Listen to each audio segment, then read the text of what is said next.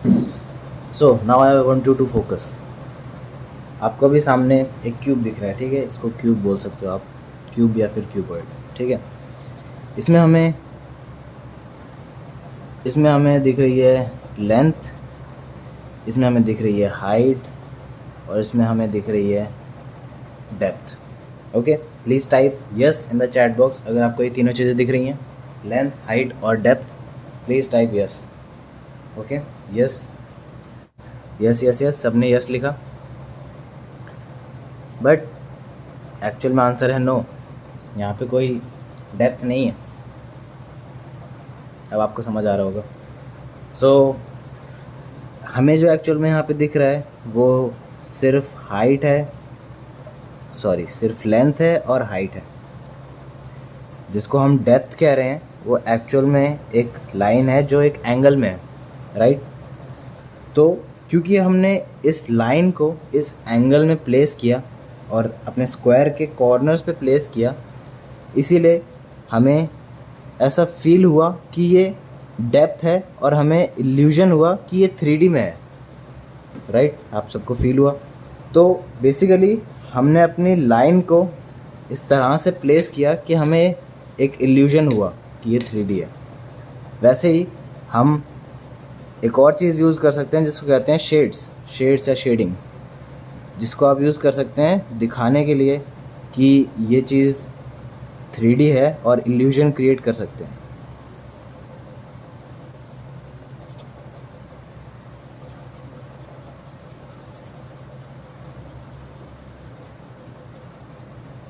तो अब जैसे कि मैंने रफली दो शेड्स यहाँ पे ऐड कर दिए, तो मैंने शेड का इस्तेमाल किया। अब अगर यहाँ पे मैं एक क्विकली एक शैडो भी ऐड कर देता हूँ,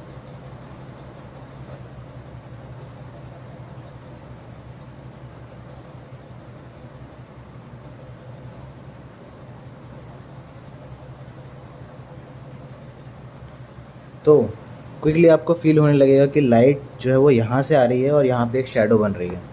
इससे हमें और अच्छे से फील होने लग गया कि ये चीज़ जो है वो 3D में है और एक इल्यूजन क्रिएट होने लग गया, राइट। ये चीज़ आपके लिए समझना ज़रूरी है जब भी आप एज एन आर्टिस्ट ग्रो करते हैं, क्योंकि हम पेंटिंग्स बनाते हैं एक सरफेस पे जो कि 2D है। अगर आप इसको मूव करें अपने एंगल को तो हमें लेंथ दिखेगी, हाइट दिखेगी, बट एक्चुअल में कोई डेप्थ यहाँ पे नहीं है। ओके, अगर हम इस तरह से अपने पेपर को देखें या फिर इस तरह से देखें तो ये जस्ट एक पेपर है। ओके, यहाँ पे हमें कोई डेप्थ नहीं दिख रही। डेप्थ फील हो रही है, एक इल्यूजन फील हो रहा है। आप मूवीज़ देखते हैं आप सभी लोग, तो उन मूवीज़ में कुछ एक्टर्स होते हैं। वो एक्टर्स क्या करते हैं, मूवी हो सकता है किसी ने स्टोरी लिखी हो या फिर किसी सच्ची घटना पे या फिर ट्रू लाइफ पे बेस्ड हो, लेकिन बेसिकली जब भी हम लाइफ जो एक्चुअल लाइफ है, जो रियलिटी है, उसके बेस पे कुछ चीज़ों को ऐसे सेट करते हैं कि वो रियल लाइफ को इमिटेट करे या फिर उसकी तरह ही बिहेव करे, तब हमें एक इल्यूजन होता है कि वो एक्चुअल में रियल लाइफ है। ओके, क्लियर है आपको। तो जब भी हम कोई पेंटिंग बनाते हैं तब हमें एक्चुअल में डेप्थ नहीं दिखानी होती, एक्चुअल में हम डेप्थ नहीं क्रिएट कर सकते, हम सिर्फ डेप्थ का इल्यूजन क्रिएट कर सकते हैं। इल्यूजन क्रिएट करने का मैंने आपको तरीका बताया। पेंटिंग के मामले में इल्यूजन आता है लाइंस और शेड्स, ये दो हथियार हैं हमारे पास, इनका इस्तेमाल करते हुए। ओके, सो अब इन लाइंस और शेड्स का इस्तेमाल हमें कैसे करना है, कौन सी लाइंस कहाँ बनानी है, कौन से शेड्स को कहाँ देना है, जिससे हमारा इल्यूजन कन्विंसिंग लगे। कन्विंसिंग लगना बहुत ज़रूरी है। अगर एक ख़राब एक्टर कोई एक्टिंग करता है तो वो मूवी बहुत चांस है कि फ्लॉप जाएगी, क्योंकि उसमें एक्टर ने रियल लाइफ को अच्छे से इमिटेट नहीं कर पाया और वो इल्यूजन नहीं दिखा पाया कि वो रियल लाइफ है, तो वो रियल नहीं लग रहा था। ओके, तो वही चीज़ आपको समझनी पड़ेगी कि आपका इल्यूजन कन्विंसिंग हो, जिससे कि आपका आर्टवर्क, पेंटिंग बना रहे हो, ड्राइंग बना रहे हो, स्केचिंग बना रहे हो, कोई भी चीज़ कर रहे हो, वो कन्विंसिंग लगे। अब इन्हीं लाइंस और शेड्स की नॉलेज आपको लेनी पड़ती है। लाइंस के मामले में हम समझते हैं कि एंगल्स को कैसे बनाना है। रियल लाइफ में जो हमें दिख रहा है, अगर मेरे सामने यहाँ पे लैपटॉप रखा है तो इसके angles, straight angles, vertical angles, इधर से राइट थोड़ा सा, इधर से स्ट्रेट, और ये वाला इस एंगल में है तो ज़रूरी नहीं है कि ये वाला भी इसी एंगल में हो, ये थोड़ा सा इस तरफ होगा, पर्सपेक्टिव कहते हैं इसको। तो ये सारी चीज़ें समझना रियल लाइफ से हमारी लाइंस को स्ट्रॉन्ग करती हैं। वैसे ही किसी चीज़ को ऑब्ज़र्व करना, मान लो अगर यहाँ पे मेरे पास ये एक ऑब्जेक्ट है, तो अगर मैं इस ऑब्जेक्ट को सामने रखूँगा तो क्योंकि लाइट यहाँ से आ रही है, अभी मुझे दिख रहा है, तो यहाँ शैडो बन रही है, यहाँ लाइट शेड है, यहाँ डार्क शेड है, तो यहाँ पे शेड्स की बात हो रही है। लाइट शेड और डार्क शेड अगर मैं अच्छे से कॉपी कर पाता हूँ, अगर मैं अच्छे से उसको इमिटेट कर पाता हूँ, ओके, उसको रियल लाइफ की तरह दिखा पाता हूँ, तब मेरा इल्यूजन कन्विंसिंग लगेगा। ओके, अब यहाँ पे बात आती है लाइंस के बारे में। आपने समझा, अभी तक आप लाइंस के बारे में समझ रहे थे, आपने आई ट्रेनिंग एक्सरसाइज करी, लाइंस का यूज़ किया, डिस्टेंसिंग करी, पोजीशनिंग करी, एंगल्स करे, ये सब चीज़ें करी आपने। अब बारी है शेड्स की। शेड्स के चैप्टर पे अब आप आ चुके हैं। वैल्यूज़ चैप्टर का नाम है। तो वैल्यूज़ क्या होता है? जो चीज़ मैंने आपको अभी बताई वही वैल्यूज़ होता है। यहाँ पे जब मैंने एक शेड दिया, यहाँ पे लाइट शेड दिया और यहाँ पे पेपर को वाइट छोड़ दिया, तो ये जो वाइट है ये है मेरी लाइटेस्ट वैल्यू, लाइटेस्ट शेड। मैंने यहाँ पे कोई शेड नहीं दिया तो ये लाइटेस्ट शेड बन गया, ठीक है। ये है मेरा मिडल वैल्यू, मैंने यहाँ पे लाइट प्रेशर के साथ शेड दिया तो ये मिडल शेड बन गया। और ये है मेरा डार्केस्ट शेड। तो बेसिकली इन्हीं शेड्स को ही वैल्यूज़ कहते हैं। आई होप क्लियर हो रहा होगा आपको। वैल्यूज़ का सिंपल सा मतलब है कि मैं कौन सी जगह पे कितना लाइट कर सकता हूँ या फिर कितना डार्क कर सकता हूँ। जैसे कि अगर मैं इसको नंबर्स के बेसिस पे जज करूँ तो मान लो ये पूरा डार्क नहीं है, अभी मैंने इसको पूरा डार्क नहीं किया, तो मान लो कि ये 70% डार्क है, ये 70% डार्क है। यहाँ पे मैंने कुछ भी शेड नहीं किया है, इसलिए ये 0% डार्क है, मतलब कि यहाँ पे डार्कनेस है ही नहीं। ओके, ये क्योंकि मिडल वैल्यू है तो यहाँ पे हम मान सकते हैं कि यहाँ पे 30% डार्क है ये। तो ये चीज़ ज़्यादा डार्क है, ये चीज़ कम डार्क है, ये चीज़ मिडल में है। इसी डार्कनेस को वैल्यूज़ कहते हैं। अब इस डार्कनेस की जगह आप लाइटनेस भी ले सकते हो। यहाँ पे आप 0% डार्कनेस है तो यहाँ पे 100% लाइटनेस भी है। लाइट यहाँ पे ज़्यादा है, डार्कनेस कम है।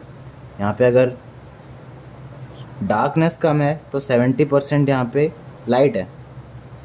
यहाँ पे अगर 70% डार्क है तो 30% लाइट है। तो इसी डार्कनेस और लाइटनेस को वैल्यूज़ कहते हैं। क्लियर, समझ आ रहा है आपको? वैल्यूज़ सही तरीके से दिखा पाना बहुत ज़रूरी है, ताकि हम जैसा हम चाहते हैं अपनी पेंटिंग को या फिर आर्टवर्क को या फिर ड्राइंग को, जो भी चीज़ आप बना रहे हो, उसको रियल लाइफ की तरह दिखाना, उसको कन्विंसिंग दिखा पाना कि हमने एक चीज़ बनाई है जो कि एक्चुअल में एग्जिस्ट करती है। ये क्यूब में बना रहा हूँ, किसी का चेहरा बना रहा हूँ, कोई स्टिल लाइफ बना रहा हूँ, कोई बोतल बना रहा हूँ, कोई लैंडस्केप बना रहा हूँ।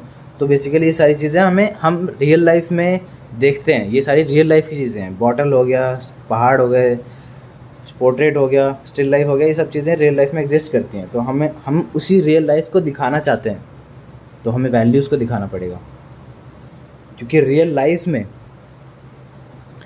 रियल लाइफ जो है वो वैल्यूज़ पे डिपेंड करती है काइंड ऑफ। अब आई होप आपको वैल्यूज़ थोड़ा बहुत समझ आ गया होगा अभी, वैल्यूज़ क्या होता है, कोई चीज़ कितनी डार्क है या कोई चीज़ कितनी लाइट है। नेचर के अंदर, नेचर जो है हमारी जो प्रकृति है उसके अंदर बहुत सारी वैल्यूज़ हैं।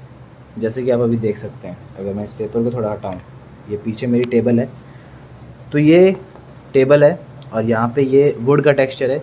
तो यहाँ पे आप देख सकते हैं ये डार्क है, ये थोड़ा लाइट है, ये थोड़ा सा कम डार्क है, ये थोड़ा सा इसके कंपैरिजन में कम डार्क है। वैसे ही यहाँ पे dark light dark light dark light बहुत सारी चीज़ें एक दूसरे के कंपैरिजन में बहुत डार्क भी है, बहुत लाइट भी है। लेकिन वहीं अगर मैं अपना कैमरा इस तरफ घुमाऊँ तो यहाँ पे मेरा लैपटॉप रखा है, इसके कीज़ आप देख सकते हैं काफ़ी डार्क हैं इसके कंपैरिजन में। बट इन कीज़ के अगर नीचे भी आप देखेंगे तो ये और ज़्यादा डार्क हैं इसके कंपैरिजन में, समझ रहे हैं। तो डार्क से लाइट से बहुत लाइट, बहुत सारे वैल्यूज़ हमें नेचर में, प्रकृति में मिलते हैं। अगर साइंटिफिकली बात करें तो नेचर के अंदर 10 बिलियन बी वैल्यूज़ होते हैं। 10 बिलियन वैल्यूज़ के शेड होते हैं, समझ रहे हैं आप। सबसे ज़्यादा डार्क अगर नेचर में कोई चीज़ है और सबसे ज़्यादा लाइट अगर नेचर में एक चीज़ है, तो इस डार्कनेस और लाइटनेस के बीच में 10 बिलियन वैल्यूज़ आती हैं। इससे थोड़ा सा कम लाइट होगा, इससे थोड़ा सा कम लाइट होगा, फिर उससे थोड़ा कम लाइट होगा, कम लाइट करते 10 बिलियन बार आपको अलग अलग शेड्स दिखेंगे और तब आप लाइटेस्ट पे पहुंचोगे। नेचर में लाइटेस्ट चीज़ है हमारी सनलाइट। अगर हम पृथ्वी पे रहते हैं, अर्थ हमारा प्लैनेट है, तो हमारे पास जो अवेलेबल लाइटेस्ट सोर्स है वो है सनलाइट। इससे ज़्यादा लाइट हमारे पास अभी के लिए कुछ नहीं है। ट्राई कर सकते हैं आप अभी सूरज में बाहर जाके देख सकते हैं, आपको सबसे ज़्यादा लाइट सूरज दिखेगा। सूरज में डायरेक्ट मत देखना, नहीं तो आँखों में दर्द हो जाएगा। ओके, डार्केस्ट चीज़ आप कोई भी समझ सकते हो। मान लो अंधेरी रात में आप किसी गुफ़ा में गए हो और उस गुफ़ा के अंदर कोई पत्थर पड़ा है, वो पत्थर ब्लैक कलर का है और उस पत्थर के नीचे भी जो शैडो आ रही है उसको आप डार्केस्ट कह सकते हो। जहाँ पे बिल्कुल भी लाइट नहीं पहुँच रही है। डार्कनेस का सिंपल सा मतलब होता है एब्सेंस ऑफ लाइट। जहाँ लाइट नहीं है वहाँ डार्क होगा। तो ये सारी चीज़ें आई होप आपको वैल्यूज़ के बेसिक्स को समझा पाई हूँ। अब क्योंकि मैंने ये वाला टॉपिक छेड़ा है तो एक छोटी सी चीज़ और मैं क्लियर करना चाहता हूँ, ठीक है। मैंने आपको बताया कि नेचर के अंदर 10 बिलियन शेड्स ऑफ वैल्यूज़ होती हैं, सनलाइट से लेके किसी गुफ़ा के अंदर की डार्कनेस तक, ठीक है। लेकिन ह्यूमन, इंसान, आप और मैं इस 10 बिलियन शेड्स को एक साथ नहीं देख सकते। आप अगर सूरज की रोशनी ले आओ और कोई डार्केस्ट चीज़ ले आओ तो वो नहीं देख सकते आप एक साथ। ह्यूमन एक बार में सिर्फ 10,000 शेड्स देख सकते हैं। ओके, मान लो जैसे मैंने आपको बताया कि जो एक्चुअल में नेचर में अवेलेबल डार्केस्ट वैल्यू है वो किसी अंधेरी रात में किसी गुफ़ा के अंदर किसी पत्थर के नीचे जब आप बिल्कुल देखोगे तो वहाँ पर कुछ भी नहीं दिखाई देगा, कुछ दिखाई ही नहीं देगा, बिल्कुल भी कुछ नहीं। वो है डार्केस्ट चीज़। लेकिन मान लो आप किसी पार्क में दोपहर के टाइम घूम रहे हो, कोई हरा भरा पार्क है, घास है, सनी डे है, धूप आ रही है, ठीक है, आप दोपहर में घूम रहे हो तो ब्राइटेस्ट चीज़ तो आपको सन दिख रही है वहाँ पे। लेकिन उसी पार्क में मान लो कोई पेड़ है, उस पेड़ की छाया यहाँ पे आ रही है, उस छाया में मान लो एक ब्लैक कलर का पत्थर पड़ा है। तो जब आप उस पार्क में घूम रहे होगे तब आपके लिए लाइटेस्ट चीज़ तो ये होगी, लेकिन डार्केस्ट चीज़ ये हो जाएगी, क्योंकि एक बार में इंसान सिर्फ 10,000 शेड्स को देख सकते हैं।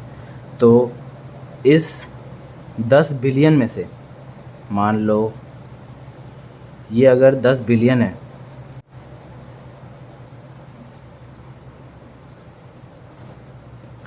मान लो ये एक स्केल है जो कि 10 बिलियन शेड्स को दिखाता है, तो उस सनी डे में, उस रोशनी वाले दिन में आपको सिर्फ फॉर एग्ज़ाम्पल इतनी ही वैल्यूज़ दिखेंगी, और ये वाली जो वैल्यू होगी जो आपको इस तरफ दिख रही है वही आपके लिए डार्केस्ट होगी। थोड़ा सा कंफ्यूजिंग लग सकता है, बट थोड़ा सा समझोगे आप तो आपको समझ आ जाएगा। वीडियो को दोबारा देखना, बार बार देखना। तो ये उस वक्त आपके लिए डार्केस्ट होगी। ओके, तो ये चीज़ आपको समझना है कि जब आप जिस सिचुएशन में होते हो तो आपकी आँखें उसी हिसाब से अपना डार्केस्ट और लाइटेस्ट शेड समझ जाती हैं। ठीक है, वैसे अगर आप मान लो रात के टाइम, ये रात का टाइम है, यहाँ पे अगर आप घूम रहे हो, मान लो कोई सेम उसी पार्क में घूम रहे हो लेकिन रात का टाइम है, ठीक है, या आप घूम रहे हो, तो उस वक्त मान लो सेम शैडो बन रही है, कोई पत्थर पड़ा है, तो उस वक्त आप मून को देखोगे। मान लो आसपास कोई लाइट सोर्स नहीं है, आप सिर्फ पार्क में घूम रहे हो, चांद चमक रहा है, तो उस वक्त आप मून को देखोगे। मून आपके लिए लाइटेस्ट लाइट सोर्स है, लाइटेस्ट चीज़ आपके लिए मून अभी जब आप पार्क में घूम रहे हो रात के टाइम। लेकिन उसी वक्त डार्केस्ट चीज़ आपके लिए वही पत्थर है, क्योंकि वो शैडो के नीचे है और वो ब्लैक कलर का है, उसके नीचे शैडो भी आ रही है। ठीक है, लेकिन इस वक्त आपका वैल्यू रेंज लगभग इस तरफ होगा, आपको यहाँ पे दिख रहा है। इस वक्त रात के टाइम आपका वैल्यू रेंज इस तरफ होगा और दिन के टाइम आप इसमें देखेंगे, लेकिन फिर भी यहाँ पे जो चीज़ है वो आपके लिए लाइटेस्ट होगी। आपको दिखेगा लाइटेस्ट, वाइट दिखेगा आपको। जब आप चांद को देखोगे तो आपको वाइट दिखेगा, और आप जब इस पत्थर को देखोगे तो आपको वो पत्थर ब्लैक दिखेगा, बिल्कुल ब्लैक, उसके अंदर कुछ नहीं दिखेगा, कोई चीज़ समझ नहीं आएगी। लेकिन जब आप दिन में उस लाइटेस्ट चीज़ को देख रहे थे जो सन था, और जब रात में उस लाइटेस्ट चीज़ को देख रहे हो, दोनों आपको वाइट दिखेंगे अलग अलग समय पे। लेकिन एक्चुअल में आप बताओ, क्या सन ज़्यादा लाइट है या फिर मून ज़्यादा लाइट है? आप बताओ, सन के अंदर ज़्यादा लाइटनेस है या फिर मून के अंदर ज़्यादा लाइटनेस है? एक्चुअल में नेचर में आपको पता है मून के अंदर कम लाइटनेस होती है और सन बहुत ज़्यादा ब्राइट होता है। इसीलिए ये आपको समझना पड़ेगा कि जब भी आप किसी चीज़ को देखते हो, अभी आप इस पेंसिल को देख रहे हो, किसी भी चीज़ को देख रहे हो, तो उस चीज़ के अकॉर्डिंग, उस सीन के अकॉर्डिंग, आपके एनवायरनमेंट के अकॉर्डिंग आपकी आंखें चेंज होती हैं और आपका वैल्यू रेंज चेंज होता है। Got it? थोड़ा सा समझ आया? काइंड ऑफ कॉन्सेप्ट क्लियर हुआ थोड़ा थोड़ा? ये चीज़ें होती हैं वैल्यू को समझने के लिए। नेचर में हमें बहुत कुछ दिया है, लेकिन हम सब कुछ नहीं ले सकते, इसीलिए हम अपने आँखों के अकॉर्डिंग एडजस्ट करते हैं। ये चीज़ मैं आपको एक रफली एग्जांपल देके दिखा भी सकता हूँ। अभी देखो, अभी मेरे पास एक कैमरा है, मैं आप सीन देख रहे हैं, तो मान लो ये मेरा रूम है, ठीक है। अब जब मैं इस तरीके से अपने कैमरा को रखता हूँ तो आपको दिख रहा है, यहाँ पे आपको चीज़ें दिख रही हैं, लाइट दिख रहा है, थोड़ा डार्क दिख रहा है, थोड़ा कोने में डार्क है, इस तरफ लाइट है। यहाँ पे आपको दिख रहा है बाहर सनी डे है और सूरज की रोशनी चमक रही है, तो ये आपको वाइट दिख रहा है, बिल्कुल वाइट, कुछ नहीं दिख रहा है, इसके पीछे पेड़ हैं, पौधे हैं, क्या है समझ नहीं आ रहा। लेकिन वैसे ही जब मैं अपना इन्वायरमेंट चेंज करता हूँ और मैं इस सनी डे में जाता हूँ, तो अब यहाँ पे आपको वो वाइट नहीं दिख रहा, आपको यहाँ पे भी डार्क दिख रहा है, यहाँ पे ग्रीन कलर का पौधे वगैरह दिख रहे हैं, वहाँ पे पेड़ के नीचे डार्कनेस दिख रही है, आसमान में लाइटनेस दिख रही है। लेकिन वहीं अगर मैं पूरा बाहर आ जाऊँ और दोबारा अपने रूम को देखूं तो रूम में डार्कनेस है, आपको कुछ नहीं दिख रहा रूम के अंदर। Okay, sorry for this. तो आपको दिख रहा है कि रूम के अंदर डार्कनेस है, लेकिन बाहर मुझे सब दिख रहा है, लेकिन एक्चुअल में रूम के अंदर ज़्यादा डार्कनेस थी और बाहर ज़्यादा लाइटनेस है, लेकिन मेरी आंखें एडजस्ट कर रही हैं। ओके, दोबारा रूम के अंदर चलते हैं, प्रैक्टिकल डेमोन्स्ट्रेशन हो गया।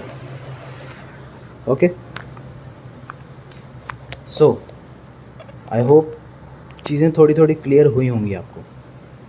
Please let me know in the comments, in the chat, अगर आपको चीज़ें थोड़ी बहुत क्लियर हुई हैं और अगर आपको चीज़ें समझ आई हैं, प्लीज़ राइट।